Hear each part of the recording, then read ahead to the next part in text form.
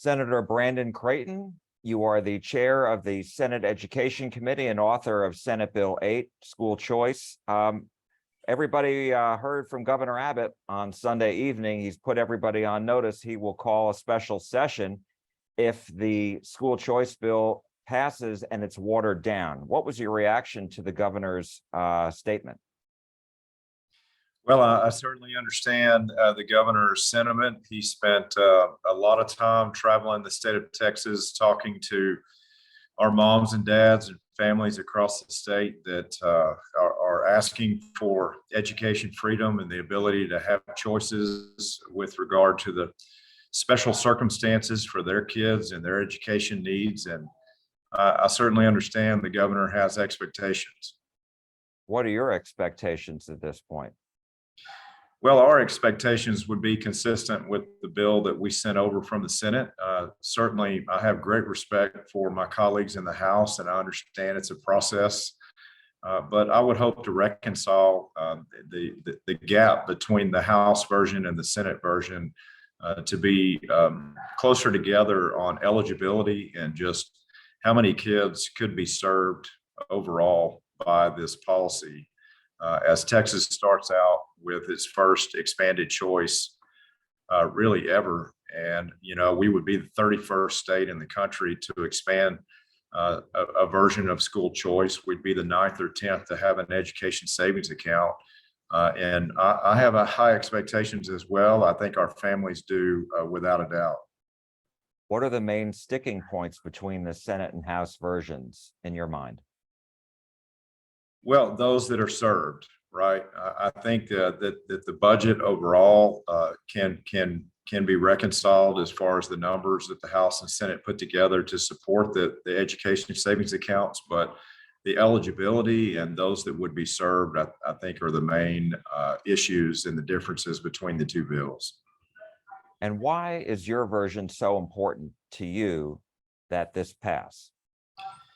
Well, I think we need to be as close as we can to full universal school choice. When the bill left the Senate floor, almost 5.5 million public school students were eligible to participate and apply for the education savings account.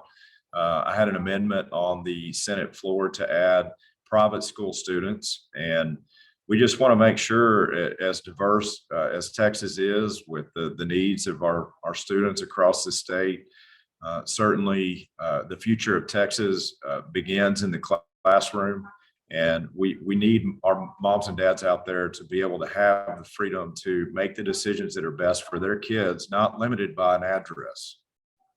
And I wanted to ask you about student outcomes. How do you believe that student outcomes will be improved in this bill? Because critics point out that private schools won't have to have or show improvement on student performance. They won't have to comply with state tests, for example. Are they right in that?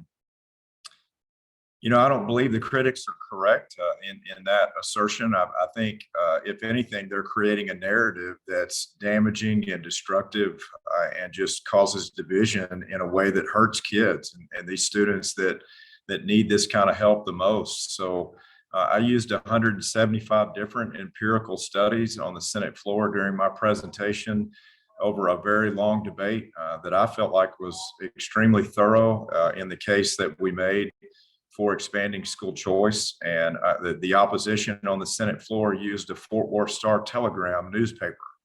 So I think we have the data and the facts behind us to show that the outcomes are incredibly impressive. We have 30 other states in the nation that have expanded school choice, and almost 9 or 10 that rely on the education savings accounts or a version of it. And the reason why these states under Republican and Democrat governors are continuing to expand choice options in education for our families and families across this country is because it is successful, not because it isn't. Two other questions for you, and I appreciate your time. The funding for these education safety accounts. My understanding is, after having read your bill, that this would come from general funds and not necessarily school foundation funds, but there is still some concern that with more students going to private schools, there would be less money for the school districts. Yeah, and I appreciate the question. Again, I think those are destructive narratives that are floating around, and by design, they're intended to create doubt. And so the state of Texas is putting over $9 billion of new funding into public education, just an unprecedented lift for our public schools and our public school teachers. We're expanding compensation across the board. We're providing almost $1 billion separate from that for school safety provisions, and even lifting up our retired teachers like never before. So the money is not coming out of the permanent school fund for education savings accounts, as we are using the surplus for border security and property tax reform and relief, and to secure our Texas electric grid.